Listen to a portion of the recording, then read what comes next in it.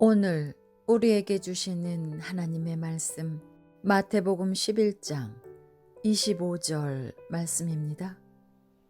그때에 예수께서 대답하여 이르시되, 천지의 주제이신 아버지여, 이것을 지혜롭고 슬기 있는 자들에게는 숨기시고 어린아이들에게는 나타내심을 감사하나이다. 아멘. 사랑하는 우리 드림교회 성도 여러분, 오늘 저는 주시는 말씀을 통해서 예수님처럼 감사라는 제목의 말씀을 전합니다. 바라기는 여러분의 삶이 늘 예수님을 닮아가는 삶 되시기를 축원합니다. 여러분, 예수님의 삶을 우리가 닮아가고자 하는 것, 그것은 우리 인생의 목표입니다. 하나님의 자녀로 하나님께서 우리를 아들로 딸로 불러주셨는데, 더 나아가서는 예수 그리스도의 참된 제자답게 그렇게 살아갈 수 있는 여러분 되기를 축원합니다. 성령의 9가지 열매라 해서 우리 성경을 통해서 갈라디아서의 말씀을 우리가 접하게 되는데, 그 9가지의 열매 하나하나가 모이면 예수님의 향기가 나는, 예수님의 성품을 이루게 되는 것인데, 그런 성령 충만함이 여러분에게 있기를 축원합니다. 제가 어제요, 얼마나 정신없이 바빴냐면요, 어제는 결혼식이 2건 있었고요, 또 한 건은 오후에 저녁 때쯤 우리 여기 지금 성가 대원이시기도 한 또 우리 교회 자매님 음악 발표회도 있었습니다.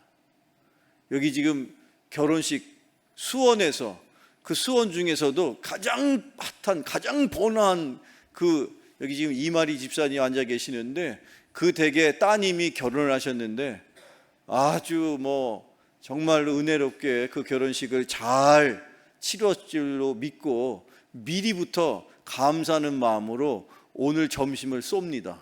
이마리 집사님 댁에서 떡도 주신답니다. 맞죠?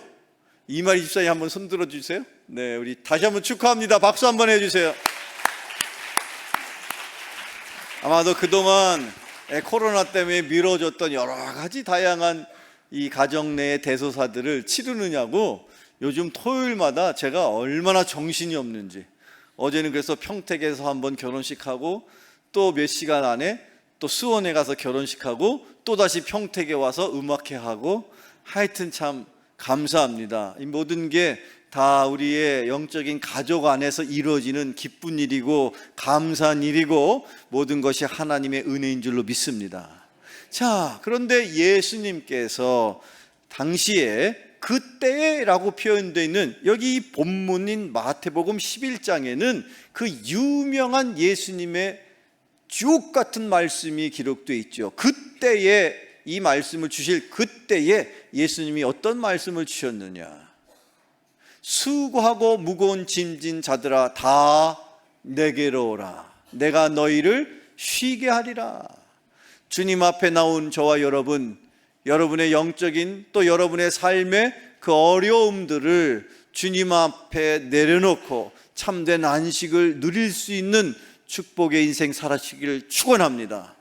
이미 한두 분은 벌써 안식에 푹 잠기셔가지고 꿈속에서 하늘나라에서 주님을 만나고 계시는 분도 계시는데, 좋습니다. 누가 재운 게 아니라 설교자가 재웠겠죠. 근데 조금 있으면 제가 깨울 겁니다. 기대하시라. 여러분, 예수님께서 당시에 그때에 수고하고 무거운 짐진 자들을 부르시는 그때에 주신 말씀 가운데, 하나님의 진리는 세상의 지혜로움으로 깨달을 수가 없고, 다만 어린아이와 같이 순전한 믿음을 간직한 사람들에게야 하나님의 놀라운 신비와 진리가 증거될 것을 예수님이 말씀하셨습니다. 바라기는 여러분, 어린아이와 같은 그런 순전한 믿음으로 하나님의 말씀을 받으시고, 또 그 받으신 말씀 가운데 하나님의 놀라운 신비의 그 진리의 말씀을 통해 은혜 받는 여러분 되기를 축원합니다. 어린아이와 같지 않고서는 예수님의 말씀이 은혜로 마음으로 받아들여지지 않는다는 걸, 그러나 이 시간에 저와 여러분, 주님이 여러분을 사랑하셔서 이 자리로 부르셨으니 오늘 주시는 이 말씀을 잘 마음에 받으시고 믿음으로 고백하셔서 감사가 어떤 것이고 어떻게 해야 되는지를 깨닫는 은혜가 여러분에게 있기를 축원합니다. 예수님처럼 감사하면 어떤 삶을 우리는 살아갈 수 있을까? 내 삶에는 어떤 변화가 일어날 것인가? 또한 그 변화는 나에게 어떤 유익을 가져다 줄 것인가? 그 첫 번째, 예수님처럼 감사하면 어떻게 될까요? 첫 번째, 그렇습니다. 없어도 감사하면 기뻐하게 됩니다. 예수님의 여러 가지 이야기 중에, 기적의 이야기 중에는 여러분 흔히 오병이어다라고 들어보신 적이 있죠. 어린아이가 떡 5개와 물고기 2마리를 주님 앞에 올릴 때에 주님이 그것을 통해서 엄청나게 놀라운 기적을 펼치셨는데, 그 기적의 순간을 우리가 다 기억하는데 그때의 예수님의 모습을 성경은 이렇게 기록하고 있어요. 그 본문이 바로 누가복음 9장 16절 17절에 다음과 같이 기록되어 있습니다. 같이 읽어봐요. 시작. 예수께서 떡 5개와 물고기 2마리를 가지사 하늘을 우러러 축사하시고 떼어 제자들에게 주어 무리에게 나누어 주게 하시니 먹고 다 배불렀더라. 그 남은 조각을 12바구니에 거두니라. 아멘. 지금 예수님께서 말씀을 증거하시는데 하도 그 말씀이 꿀송이와 같이 달고 그 시간 간 줄 모르고 있었던 그 많은 당시의 이스라엘 백성들에게 조금씩 뱃속에서 꼬르륵 꼬르륵 하는 나 배고파요 하는 신호가 울리기 시작하죠. 그때에 그 예수님 앞에 나온 사람이 한두 명도 아니고 100명, 200명도 아니고 남자만 계산해서 5,000명이라고 그랬어요. 여러분, 초대교회가 기본적으로 남자만 5,000명이 모이는 교회예요. 그랬으니 그 아내와 한 가정에 자식 둘만 계산하면 5 곱하기 4하면 2만 명이 예수님 주변에 있는 거예요.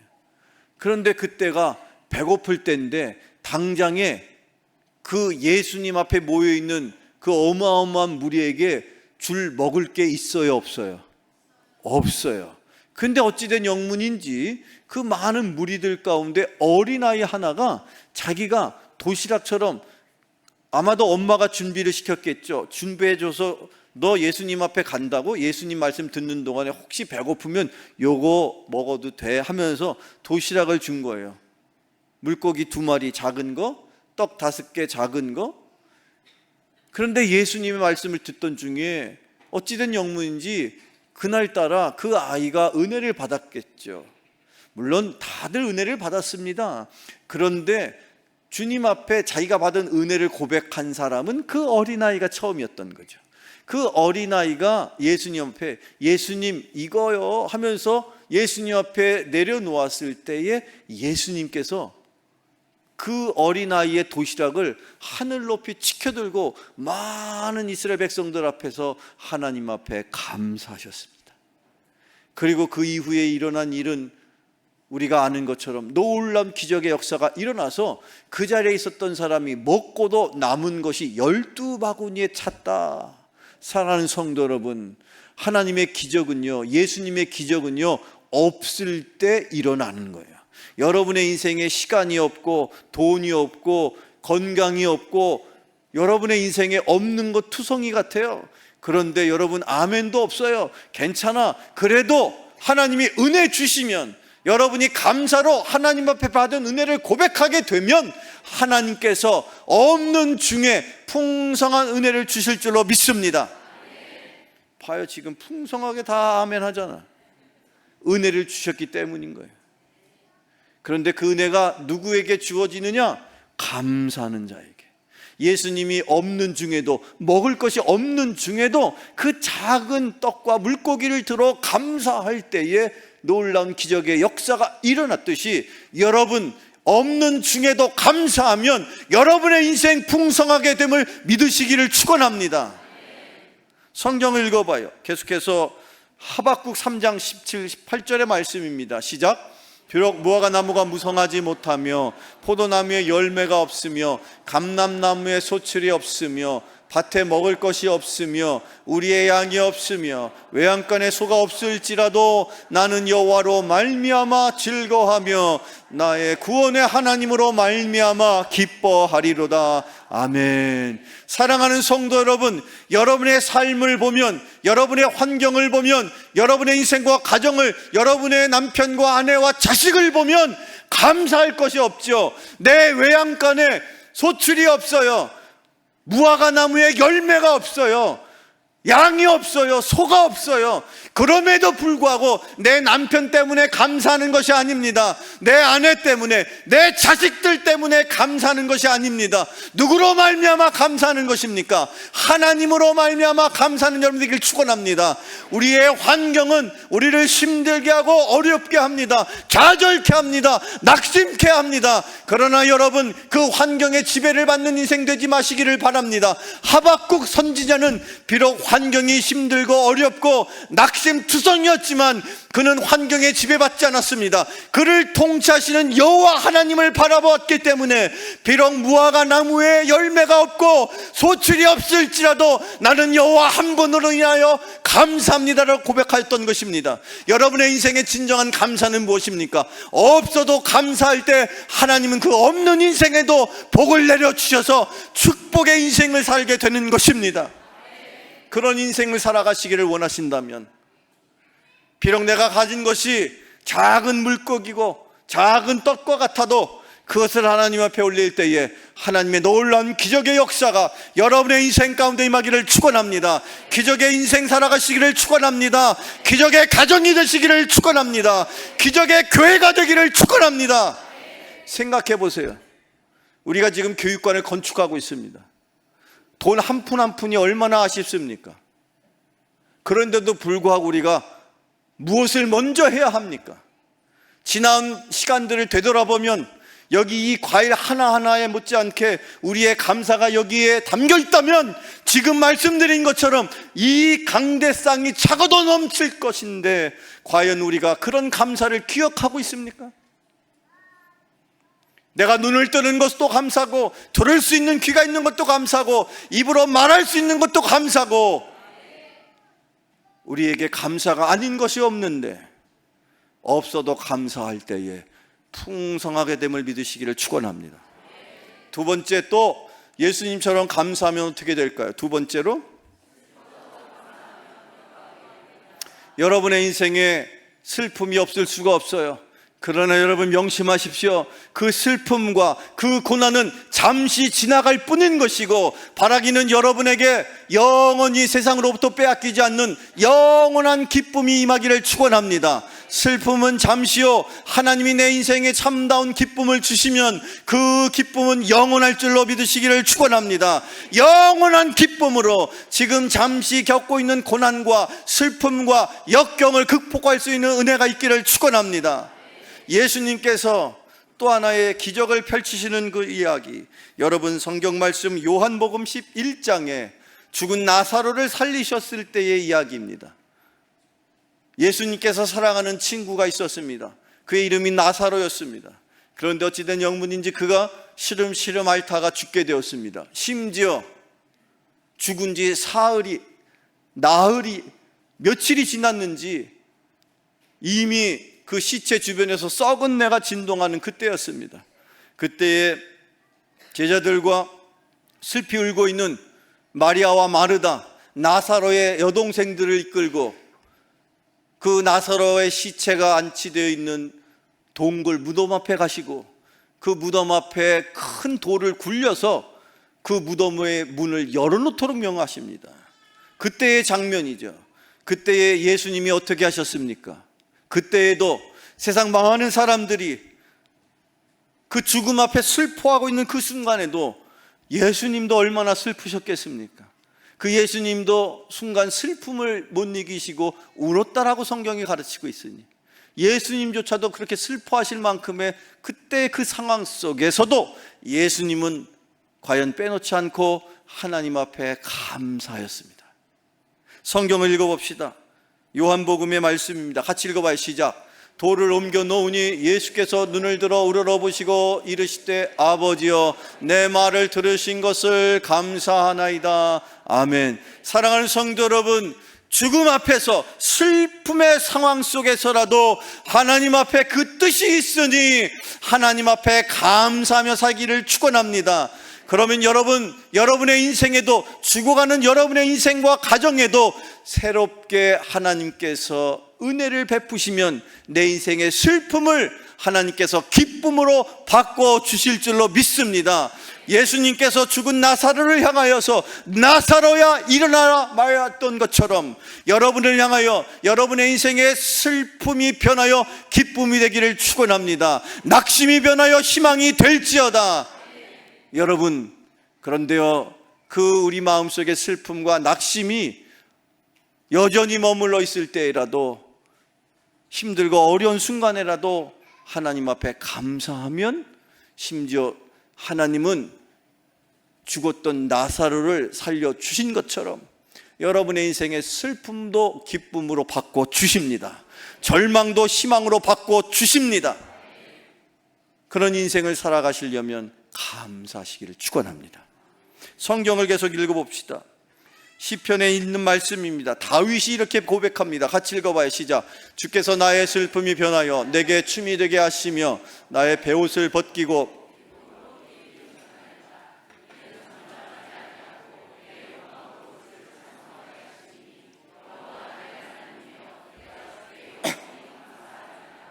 아멘.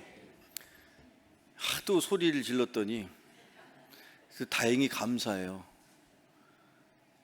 예배 전에는 조용히 눈 감고 계시던 분이 하도 여기서 침 튀기며 소리쳤더니 어느덧 깨셨더라고.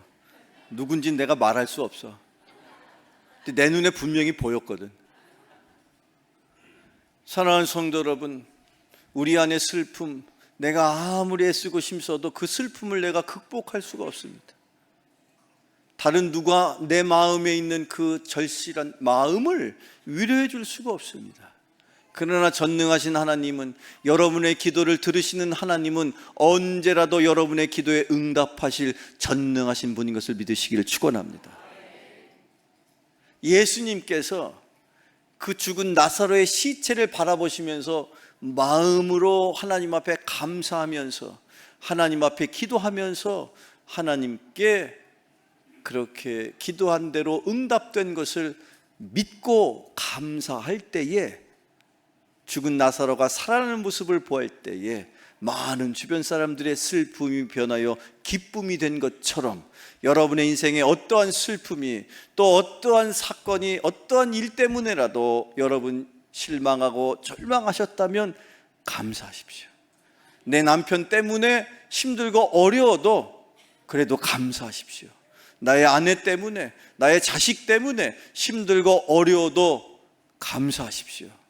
그러면 그 슬픔 중에서도 인간이 해결해 주지 못하는 하나님이 주시는 새로운 기쁨, 인생을 통해서 얻지 못하는, 세상을 통해서 얻지 못하는 세상의 기쁨은 잠시 잠깐일 수 있습니다. 그러나 하나님이 주시는 기쁨은 영원할 수 있는데, 그 영원한 기쁨이 여러분의 인생에 가득 임하시기를 축원합니다. 끝으로 세 번째, 예수님처럼 감사하면 또 어떻게 될까요? 세 번째, 그렇습니다. 예수님처럼 감사하면 첫 번째 뭐였어요? 없어도 감사하면 풍성하게 됩니다. 두 번째, 슬퍼도 감사하면 기뻐하게 됩니다. 그리고 세 번째, 죽어도 감사하면 사랑하게 됩니다. 따라서 하시죠. 죽어도 감사하면 다시 한번, 죽어도 감사하면 살아나게 됩니다. 다시 한번, 죽어도 감사하면 살아나게 됩니다. 이렇게 몇 번씩 하는데도 죽어도 안 하는 사람은 할 수 없어. 그런데 여러분, 예수님께서 그 마지막 자기의 죽음을 앞두시고 제자들을 모아놓고 성찬식을, 성만찬을, 흔히 우리가 최후의 만찬이라고 흔히 표현하는, 그래서 그 일 이후에 모든 그리스도인들은 그 예수님의 모습을 늘 마음속으로 되새기면서 성찬식을 하는 거예요. 그래서 최후의 만찬은 일종의 첫 번째 성찬식이 되는 것인데, 그 순간의 모습을 우리가 살펴보면 놀란 사실을 발견하게 됩니다. 그 사실이 신약 성경 가운데 이렇게 기록되어 있습니다. 마가복음에 있는 말씀인데요, 같이 읽어봐요. 시작. 축복하시고 떼어 제자들에게 주시며 이르시되 받으라, 이것은 내 몸이라 하시고, 또 잔을 가지사 감사 기도하시고 그들에게 주시니 다 이를 마시매 이르시되 이것은 많은 사람을 위하여 흘리는 나의 피 곧 언약의 피니라. 아멘. 아니, 예수님께서 어찌된 영문인지 큰 잔치를 베풀어 주시는 거예요. 제자들을 모아놓고, 야, 이거 먹고 우리 마시는데 이거 내가 너희들에게 주는 이 떡은 내 살이야. 그리고 내가 너희들에게 한 잔씩 돌리는 이 포도주는 나의 피야. 순간 먹으면서 제자들이 뭐 저딴 말씀을 하시냐, 아니, 맛있는 거 먹으면서 꼭 저렇게 싸늘한 얘기를 하시지? 아마도 그런지 모르겠어요. 왜냐하면 아니, 이 맛있는 빵을 향해서, 이 맛있는 떡을 보면서 이게 내 살이고 너희들 이거 먹고 있는 이 맛있는 포도주가 내 피야 그랬으니까 먹으면서 예수님의 살이라고 씹고 마시고 씹고 마시고 예수님의 살, 피, 기분이 썩 유쾌하지는 않았을 것 같아. 그런데 더 놀라운 사실은 그 순간이요, 불과 얼마 지나지 않아서 그들은 깨닫게 되었어요. 십자가에서 나의 죄를 대속하시고자 피를 흘리고 살점이 찢겨 나가셨구나. 그 바로 몸에, 예수님의 몸에 붙어 있었던 그 살이 불과 엊그제 내가 주님 앞에 감사합니다, 잘 먹겠습니다 받아들었던 그 떡이었구나. 그리고 내가 마시면서 맛있다 하였던 그 포도주, 그 한 방울 한 방울이 예수님의 피였구나를 뒤늦게 제자들은 깨닫게 되었습니다. 그런데 그때에 제자들이 또 하나 기억했던 것은, 그 순간에도 예수님은, 심지어 죽음을 앞둔 그 순간에도 예수님은 그 시간에 감사하셨다는 거예요. 사랑하는 성도 여러분, 누군가의 희생이 있지 않고서는, 그 희생을 통하지 않고서는, 한 알의 밀알이 땅에 떨어져 죽지 않고서는 결코 많은 열매로 맺혀지지 못할 것이다, 주님이 말씀하셨습니다. 사랑하는 성도 여러분, 여기 이 제단에 많은 과일이 있지만 누군가는 어린아이와 같은 심정으로 주님 앞에 작은 물고기를 내어놓았을 때에 하나님이 그 물질을 축복하셔서 여기 이렇게 풍성한 과일로 제단으로 올려진 것입니다. 누군가는 희생하고 헌신하고 수고했기 때문에 여기 우리의 마음을 담은 은혜의 고백을 감사의 예물로 올릴 수가 있게 되는 것입니다. 과연 여러분, 그 희생은 누가 해야 합니까? 목사가 해야 됩니까? 장로님만 하셔야 됩니까? 그렇지 않습니다. 여러분이, 내가 비록 죽고자 한다면 주님이 영원한 생명을 우리를 살려 주실 것이겠으나, 내가 살고자 몸을 사리고 뒷걸음치면서 나는 못해요라고 망설이는 그 순간에 더 이상 주님은 역사하실 수가 없습니다. 사랑하는 성도 여러분, 성령의 도구가 되십시오. 예수님의 제자가 되십시오. 죽어도 주님은 결코 그 죽음을 헛되이 여기지 않으시고 그 죽음 너머에 영원한 생명을 우리에게 약속해 주셨습니다. 예수님께서 십자가의 죽음을 당신 스스로가 다짐하고 다짐하던 그 최후의 만찬의 그 순간, 하나님께서는 부활의 영광을 예비하셨던 것을 여러분 꼭 기억하시기를 축원합니다. 누군가 죽고자 하면 주님께서 살게 해주십니다. 그리고 그때는 영원한 생명을 주시는 거예요. 잠깐 희생할지라도 그 희생을 통해서 영원한 생명을 주실 그 주님을 기억하며 감사하는 여러분 되기를 축원합니다. 죽어도 감사하면 살아나게 됩니다. 남편이 먼저 죽고, 아내가 먼저 죽고, 부모가 먼저 죽고, 목사가 먼저 죽고, 장로가 먼저 죽으면 그 가정이 살고, 자녀가 살고, 교회가 살게 될 것입니다. 예수님께서 십자가에서 나를 대신해서 피 흘리셨으므로 내가 살아난 것처럼 죽어도 감사합시다. 여러분 살려주십니다. 오늘의 마지막 말씀입니다. 갈라디아서 4장 19절 같이 읽어봐요. 시작.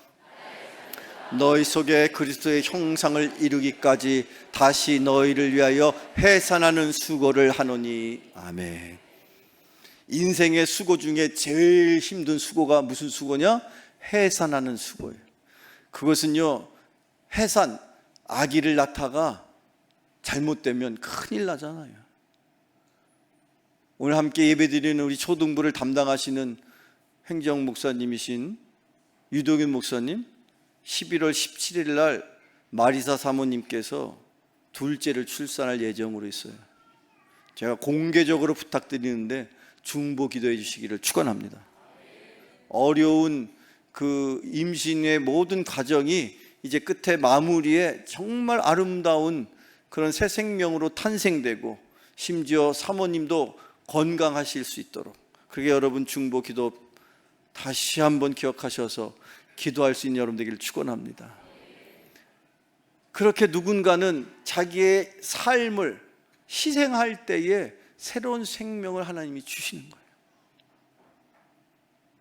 우리 교회가 그렇게 예수 그리스도의 사랑을 품고 세상을 향하여 헌신하고 봉사할 때에 우리는 죽는 것 같아도, 우리는 손해인 것 같아도 주님은 이 교회를 축복하셔서 이 교회를 섬기는 자녀들에게 만복을 허락하여 주실 줄로 믿습니다.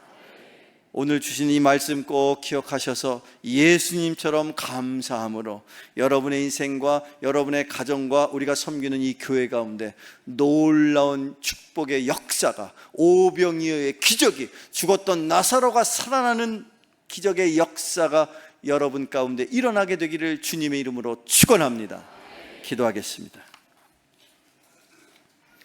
하나님 아버지, 우리는 늘 더 많은 것을 소유하고 성취하려고 숨가쁘게 달려왔습니다. 하나님, 이제는 분주했던 발걸음을 멈추게 하시고 주님 안에서 지나온 시간들을 돌아보게 하여 주옵소서.